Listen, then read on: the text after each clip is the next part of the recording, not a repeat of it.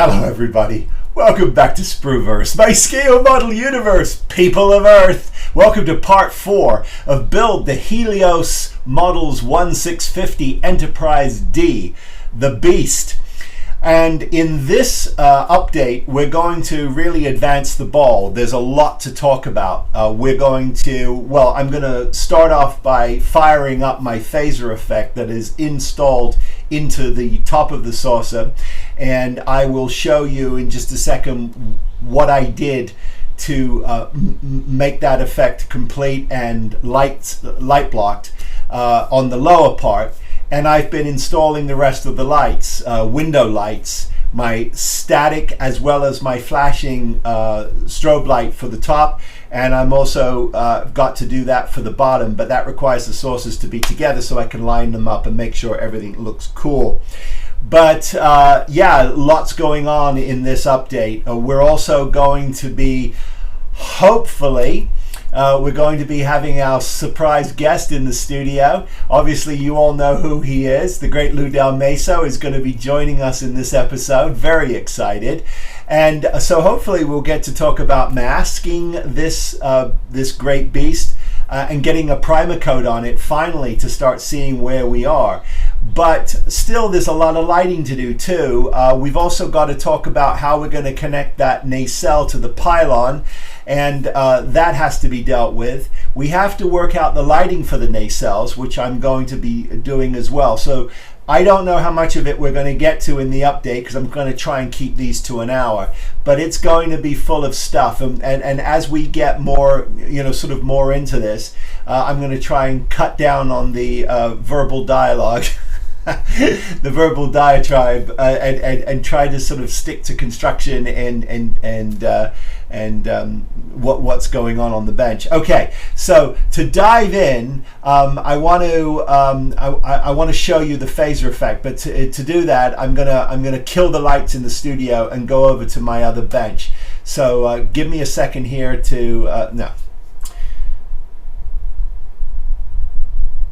Okay, so we're going to take a look at the phaser effect for the top of this saucer. So I'm going to kill the lights and we'll take a look at it because it's more fun in the dark. It's classic, isn't it? We light these things, but it has to be in complete darkness to see them, but then you don't see the rest of the details of this ship. I don't know. I'm having a weird existential morning. in the studio, but anyway, okay, here, let's take a look at where we are with the top saucer phaser effect. Okay, so here we are on the back bench, and you can see in front of me I've got the top of the saucer.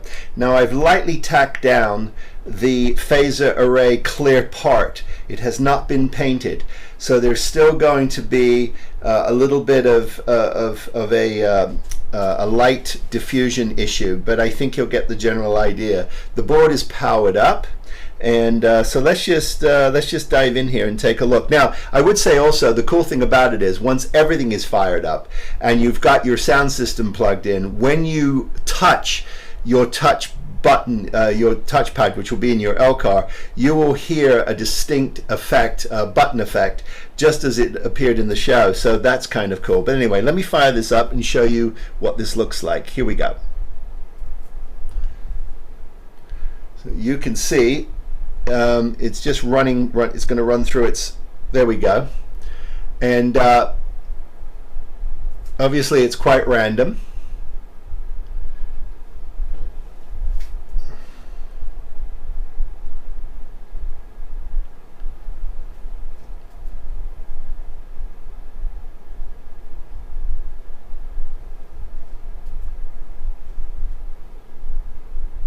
Pretty cool.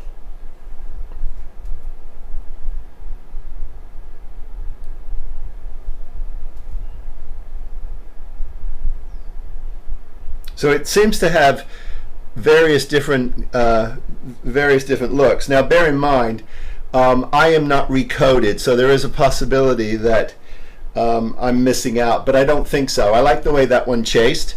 You can see they're all different. They're all very random. And I think it's doing a really great job. So I couldn't be happier with this effect. It's pretty good. there's, as I said, that clear phaser array part that goes on top. Once that gets sealed down, you'll have even less light bleeding, and you'll get an even more focused effect. But I think it works. I think it works really well. I do understand why there were holes, individual holes, because I think he thought you could pinpoint the light a little better, which may be true. But for me, I'm okay with this, and I think purists will not be. But the effect works, and I think it's a lot of fun, and it does demonstrate the kind of the feeling of the ship. I'm not looking for screen accuracy. I'm just looking for a really nice effect. And I wonder, I actually worry sometimes. Well, this is how my head works. That we spend so much time on the lighting and trying to get the lighting to look like it does on film, that we forget that the model as a whole is a beautiful piece of art, and all the details and painting and Aztecing and all that stuff. We don't want it to get lost because we've got a lighting fetish. Anyway, that's purely my opinion. It's not fact. It's just my opinion, but I'm happy with it, and I think I've done a relatively good job. And as I said, it's going to get a lot better once I clean it all up. If you wanted to, and you were going to go with this version, and you wanted to, you could actually light block portions of the of your inner ring. You could light block them to even make it even more focused. But I don't see the necessary reason for it. If you think about it, it's a tremendous amount of energy that is building up to fire something. So I think it looks pretty cool. Okay, so to light block it, as you know, I created these two circles out of 3mm plastic card, that I cut into strips 12mm wide. And I boiled them in hot water to get them nice and soft, and I was able to tack them down with CA glue, and then I permanently installed them with some 5-minute epoxy, and they're not going anywhere. So this gave me two things. It gave me an inner, and it gave me an outer band that I can use to attach my lights for my windows. So this becomes the attachment point for these windows. So that's a good thing. And because we've only got two levels of windows here, you're going to get plenty of light. I've also added the strip lighting that is supplied with the kit around. As you can see on the outside, that's all daisy chained together, and that's going to create more light for the top of the saucer. This is the bottom of the saucer, and it will also help get light to other places. So I've also going to put some reflective tape inside where I think I need it. Now, some of these I know are not windows. They are supposed to be auxiliary phaser arrays. That's what I'm told. But I'm going to confirm that and make sure that we either light them or we don't light them. But either way, I'll get that locked down. So other than my static nav lights that have to appear on both sides of the saucer wings, and of course out here in the tip, that's a static white. So you've got your red, green, static white. Where the captain's yacht is at the bottom here, I have seen a light flashing from the beacon. I don't intend to put one in, at least I don't think so. I certainly can, but I don't think so. So in order to complete the light blocking, what I've got here is my 3M metal tape. And so you just cut it into the pieces, the sections you need, and then you simply lay it over, and you tack it down. And by doing this, you create a couple of things. One, you get the bounce off of the top of it for anything you want to, you get a little additional light block out of it. But I think you can see you get also a completely enclosed and light blocked effect for your phasers. It goes on cleanly, and I think it's a very nice way to do this. And so that's the direction I went, and I'm happy with this. So I feel like once I've got this lower saucer light blocked, I've got my static and light navigation lights in, I should say. I will be ready for masking my windows for a primer coat. How about that? So that's pretty exciting. And then, of course, after that, we're going to have to tackle our base, because it's all going to rely on the base. Because as I've been mentioning, and as I realize, this is heavy. It is really, really heavy. And as sure as I'm sitting here, that resin cast armature that is given to us, it's not going to hold. Over time, it's going to sag. I guarantee it. Okay, so I will report back as soon as I've been able to get my fabricator on the same page and see if they can actually do what it is I'm going to ask them to do, and we will carry on. Okay, jumping around a bit. Let me start with the main saucer. It's together. I've put it together for a light test, and learned quite a bit. So I want to sort of share with you what I've learned. Okay, with the lighting setup that I've got, a couple of things are happening. I've got some very, very strong bright spots in the first row here, and I'm losing light in the second rows. And I don't have a lot of punch here, and I don't have a lot of punch here. When I flip the saucer over, I've got good light in this first row, but it's weaker in the second row. But I'm looking pretty good everywhere else. So the lower saucer is doing quite well. So what I'm going to do is I'm going to have to remove this, and I'm going to add some additional strip lighting, which I've pulled already, and I'm going to get that laid in. Right. Well, let me just dive in and tell you what I'm doing. I did a quick light test of the saucer, and I've discovered that I've got some patches where I'm not getting a lot of illumination.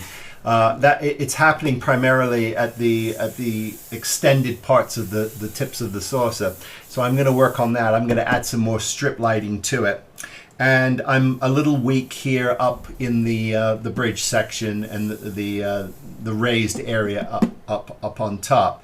So I've got to work on that. Flipping it over, I am also a little soft on this outer ring. Everything on the inside seems to be doing quite well.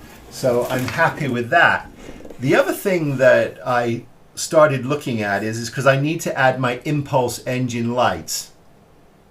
And what I've noticed here is that when I laid in my piece, my impulse engine piece that sits right here in this gapage, what you'll notice is that the gap extends. It extends in on both sides. So there's a hole there. Well, that shouldn't be like that. It should be closed. It should be flush. And we've not been given any kind of an applique to put over that to seal it. So I'm going to have to cut some plastic card to get that finished off. It's not a problem, but it's another one of those situations where the detail was just forgotten. They just didn't do anything about it. Now, look, you could argue that yes, it's a model, and things, there's some things that you need to be done. But I'm sorry, with all due respect, there are times when you can let things go, and there are times when you can't. This is something that's annoying. It just gets under my skin. That they didn't think that through. That the piece doesn't sit nicely in here. and with a flush end. So anyway, I'm going to put that in. It's not a big deal. I will put it there, but it is a gap, and it's a good job I saw it because I'm going to work on impulse engines next.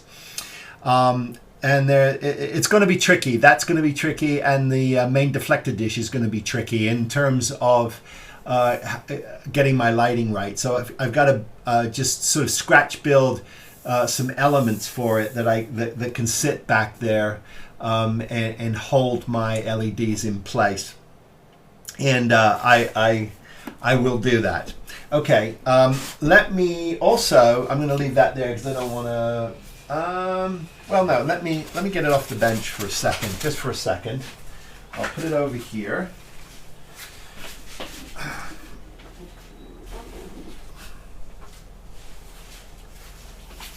Okay, the next thing I want to share with you is that I've been doing some work on the pylons. As you know, I installed lights to the pylons. So those are in, and they're static, so that's fine. And I've got a line that they can go to, not a problem. And then the next thing was my nacelles and how my nacelles were going to attach to my pylons. Now, I've already had a minor accident. Oh yes, nobody panic. So what happened was you can see here that I drilled my hole for my pin too close to this, and I got a weak spot, and this cracked. Now I've sanded it down, and I'm gonna, I've glued it back together, and I have sanded it down, and it will disappear because I'm not done with that yet. But I didn't want to lose it, so I've attached it. But it needs a lot more cleaning up. But I wanted to make you aware of it because the thing of it is even though this is well made, it's still only resin, and there's some brittle parts to it. Okay, so here on the pylons, what I needed to do is I needed to figure out how I was going to attach these. Now, one of the things I thought about doing was putting in some 3M screws with the heads cut off, and then just threading in some bolts and knotting them down. But I think that's over engineering. I didn't think you need it. So what I've ended up with is some 3mm tubing, metal tubing, cut to size, and I lined up my pylons. And so now I have, what I've been able to do is not only create a stable platform for my nacelles to sit on, which are here. Let me make sure I've got the right side. This is the right side, and this is the right side. Okay. They drop down nicely, and my pins hold it in place. So let me line up my pins. Okay. There's one, and only when you want to go on camera does this cause you grief. No other time. Every other time it's fine, but it's when you want when you want to put it on camera, that's when, oh no, why should we do that? Let's just humiliate him in front of his audience. Okay. All right. So there you go. They are on. Okay, let's see here what's going on here. Okay, put it on the wrong holes. Okay, hang on, let me do this again. Okay. I made them a little snug, which is a good thing, but there we go. Okay. I had them on the wrong holes. Okay, so here we go. Pylons are on. Now what you'll notice is they're not quite square yet, and the way I'm going to be able to square these up is I'm going to flip them over like this when I'm getting ready to glue them, lay them down, and then I'm going to epoxy those like this, and they will be rock solid. They will be absolutely perfect. And that's how we're going to do that. But the pins make great locator pins, and with plenty of epoxy on that, these are not going anywhere. And they're not heavy. You know, it's not a heavy piece, so it doesn't have a lot it has to hold. But you'll see that it works quite well with these pins. And so they're sitting a little proud. So what you can do, if you want to, for added security, when you get ready to epoxy on top here, you can even put a little washer on there. Just put a little pressure and a little washer on there, and glue that down, and that will be fine. But anyway, that worked out really well, because as you recall, all of our holes were just they were a complete artifact of something else. They have nothing to do with anything. Okay, the next thing that has to happen is I need to extend my chaseway. And if I tip this to camera like this, you can see in here where I've got it was routed out for me all the way up to here. Now I've made a mark just so I know where I need to be. But I'm going to have to route this out. So I'm going to punch a hole in here and just route this out so that my wires sit flush in there, and then we'll put some epoxy putty in there to finish that up. And then we can run some epoxy putty along here, and we can get this this line to disappear.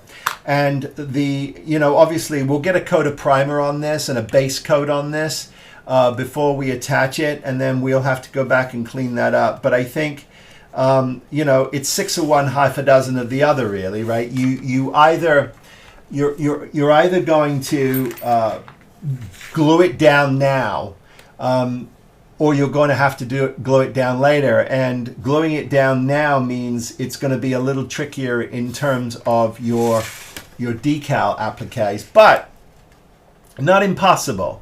Not impossible, just a little tricky.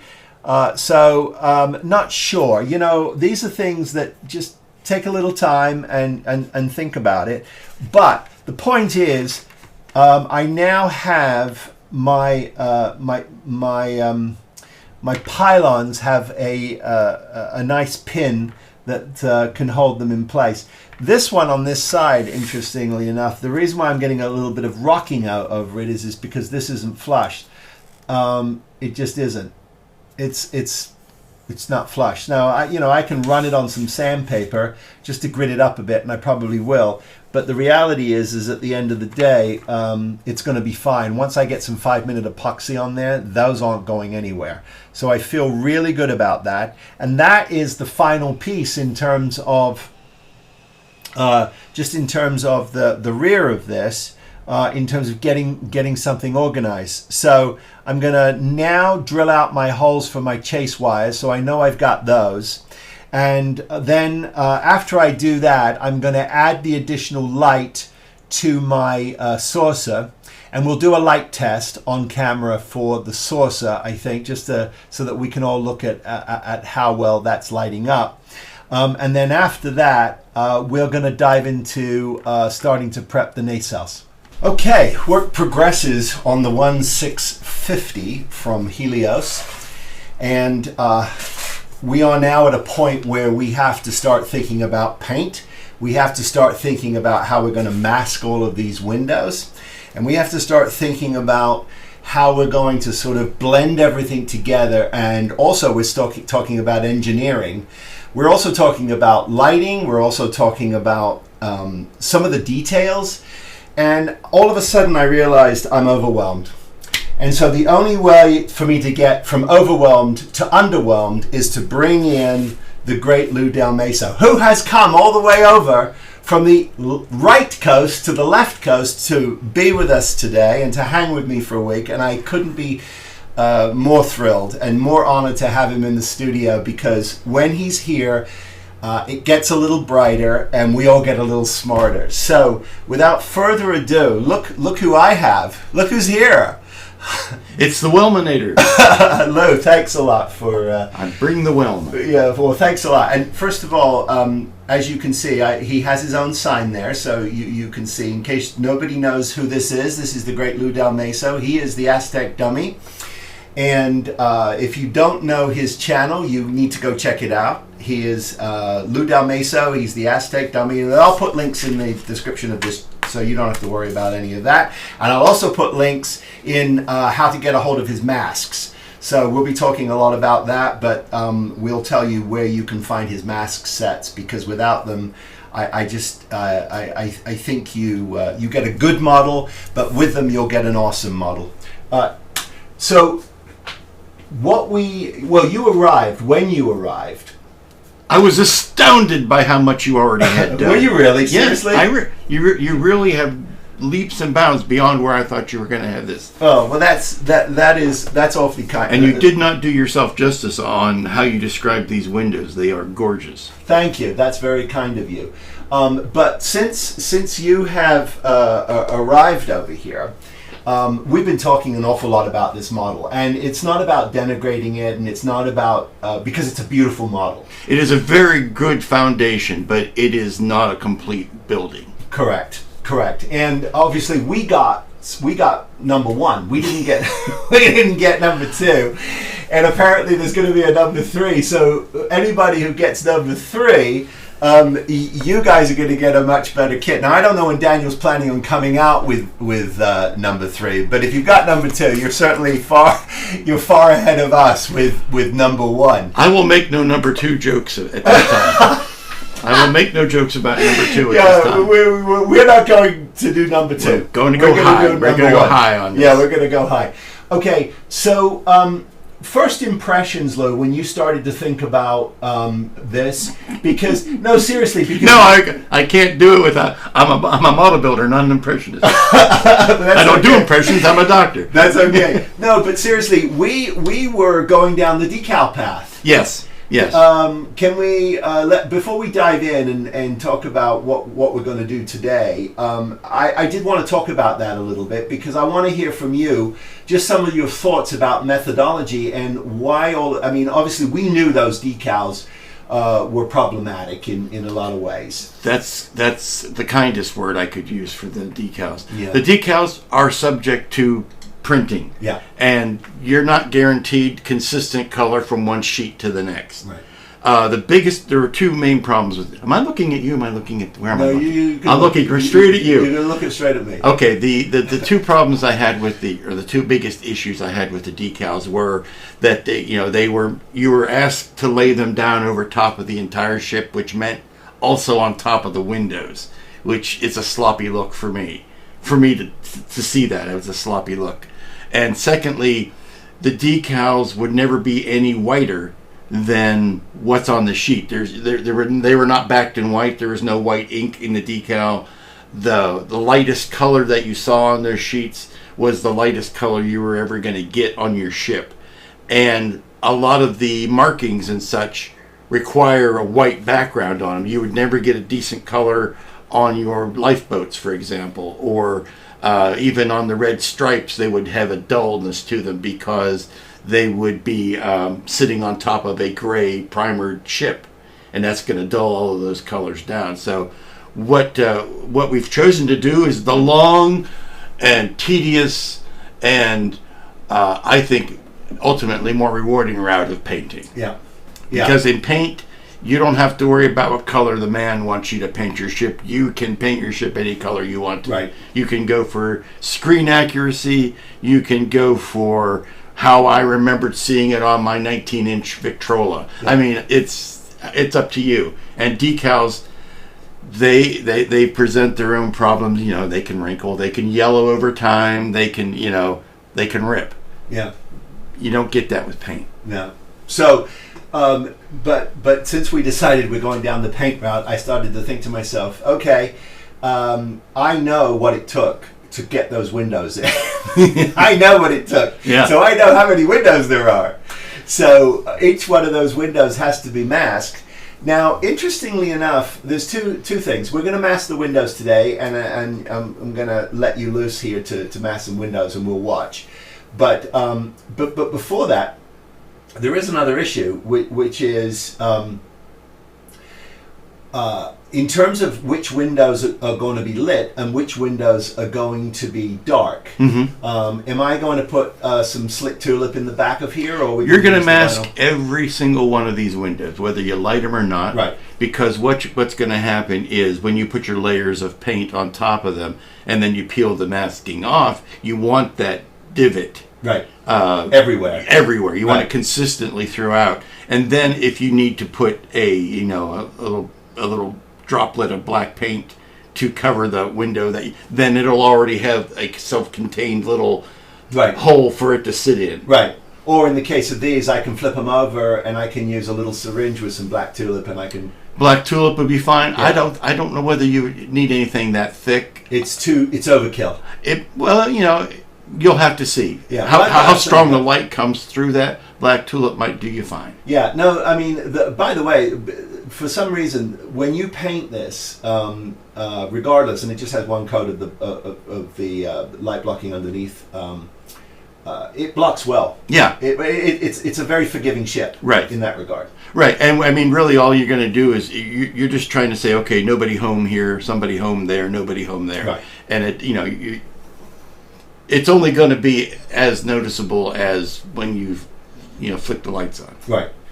Okay, so do you want to talk just quickly about color palette? We've chosen to go in a certain direction, or yeah, okay. Or do you want to talk? You want to do windows first? Do you want to mask first? What do you want to do? We could talk about window. We could talk about color palette because if you see it, what we're doing, you may ask, why are you using those colors? Right. And we're basically basing it on. Now, this is not going to be a brushstroke per brushstroke replica of the exact paint job. We want to give an impression of it. We want to give our best shot at it, certainly, but we're not trying to say, between this window and this window there was a little blue stripe, so we need to put the little blue stripe. Should we have a look at this reference? Have a look at this reference. Plug the guy who gave this reference. Yes, let's have a look at this. This is these are some. We have a whole bunch of incredible references. This is a typical view, and it expresses pretty much everything. All of the issues that we're going to have are expressed in that picture. So a big shout out to myenterprised.com. That's myenterprised.com. Go over there, check him out. He's done a fantastic job curating these photos, and if you're, regardless of whether you're doing the 1/650 or whether you're doing, a 1,000 scale, 14, whatever you're doing. The references are really, really helpful. And this was, to set the scene, this was the 6-footer as from the pictures, I believe, taken at the Christie's auction. So probably the last time it was seen in public before it went to some lucky SOB collector. And that is probably the truest, latest version of the paint scheme. Okay.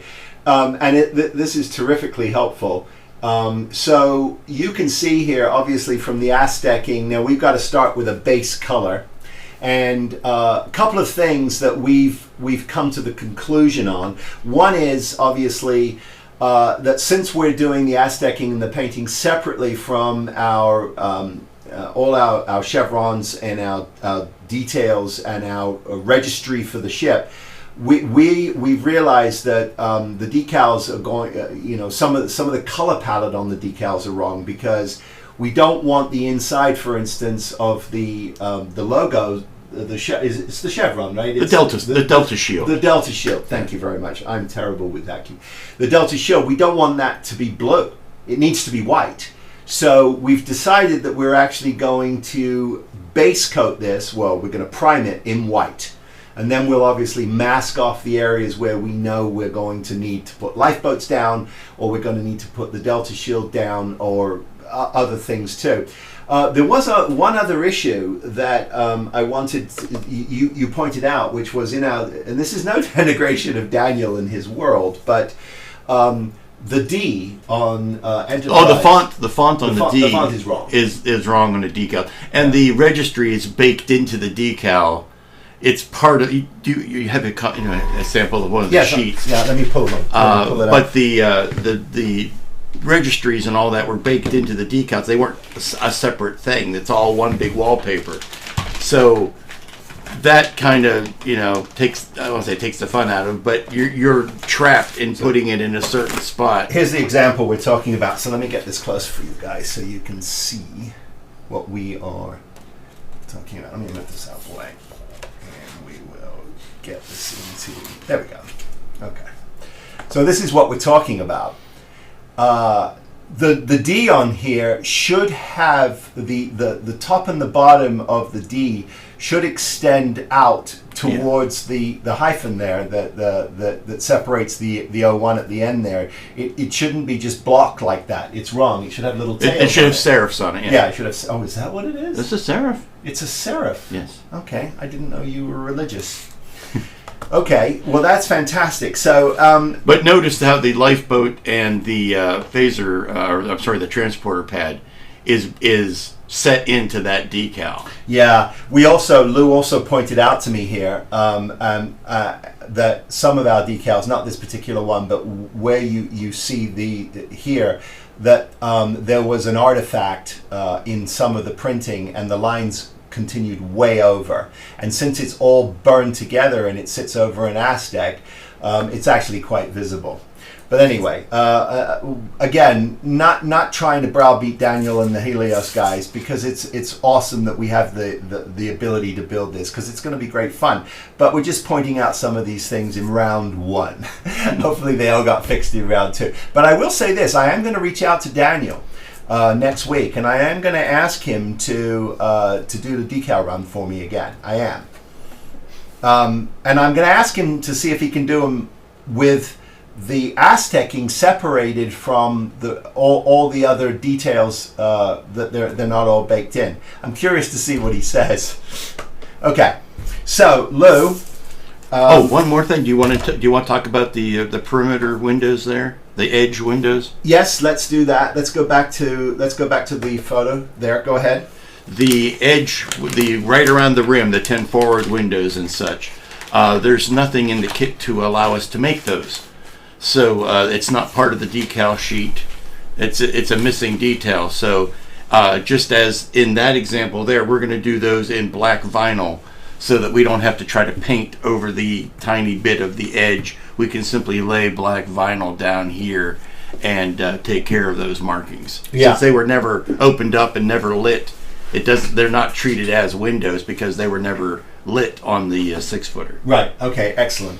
Okay. So we're gonna take a look at your overhead now, Lou.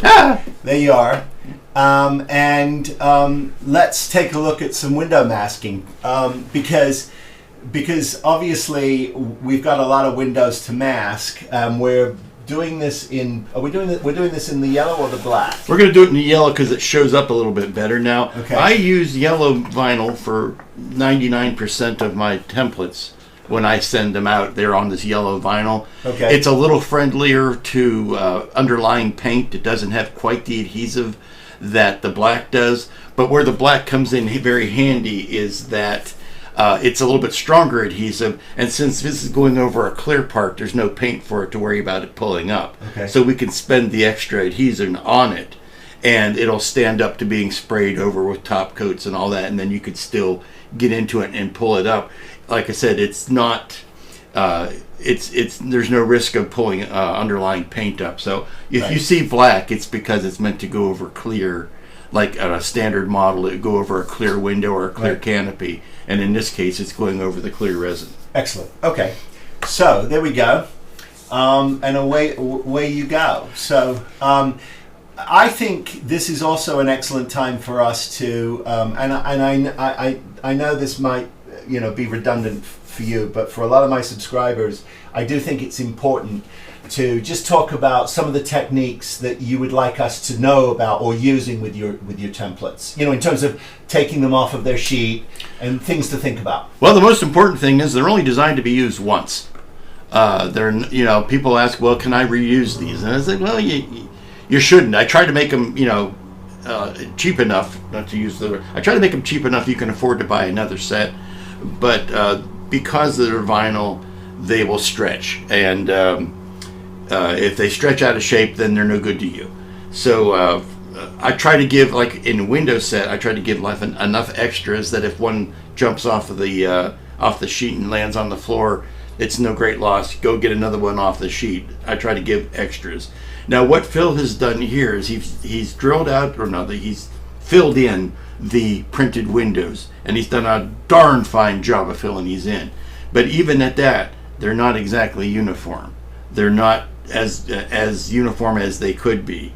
But what we can do is put a uniform mask over them so that all of the windows, even if it's a printing error, and if you're getting a resin kit from a manufacturer, it's entirely possible that there's been a manufacturer error or whatever. I will see a strip of windows in a model, and it's like, all of a sudden one window is larger than the other, and why is that? It's like, anyway. So my masks are all computer cut, so that they will all be the same size.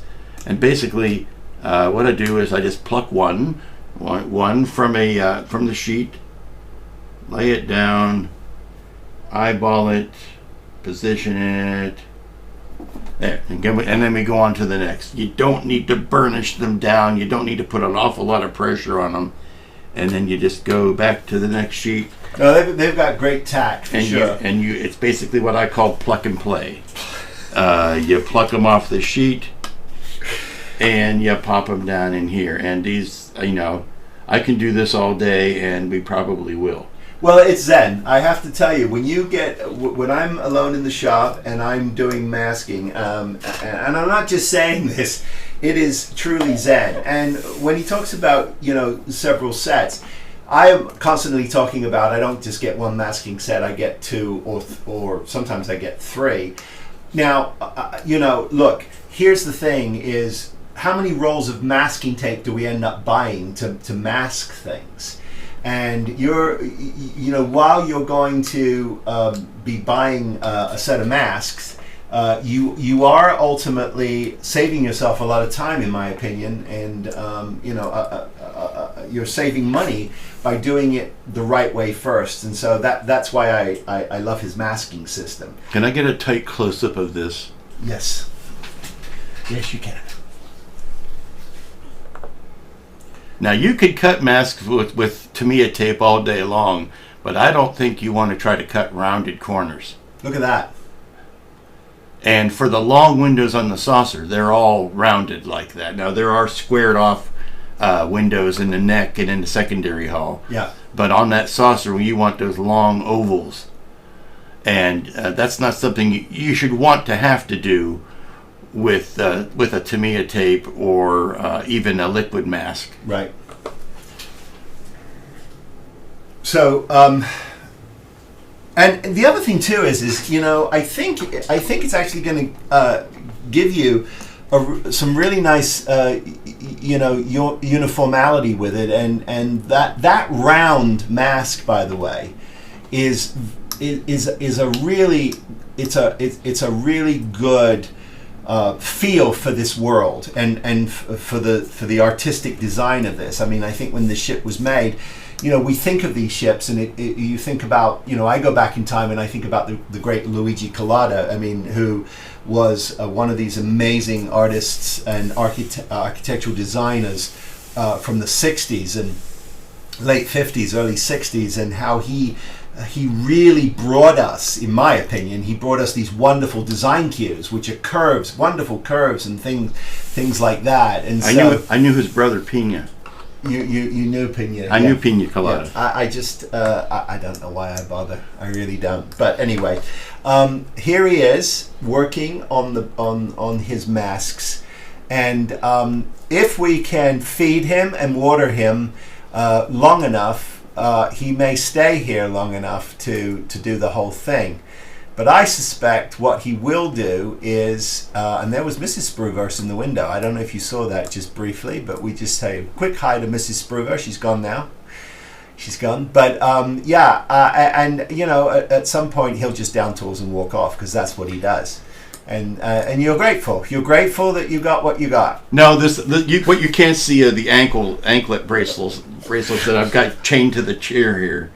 I can't come off. I have to do so many per minute, or else the electric shock starts.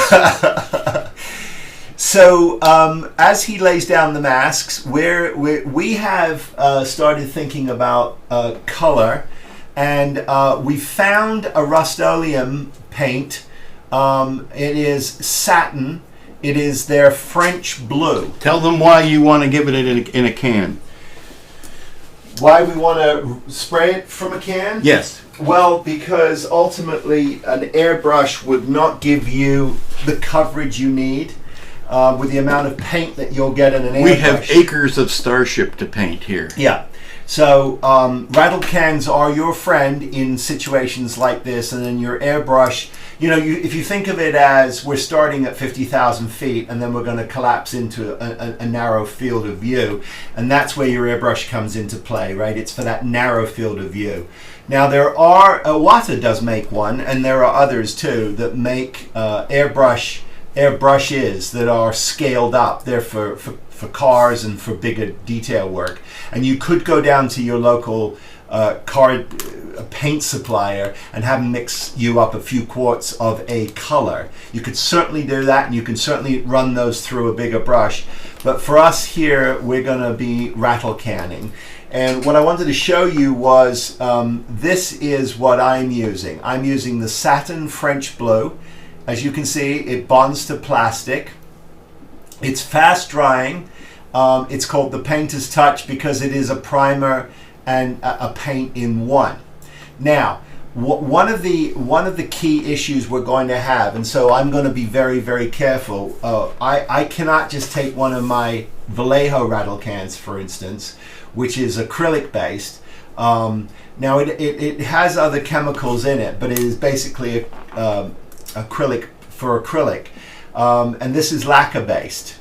These are lacquer based, so you want to be careful, right? So I kind of need to stay in the same family.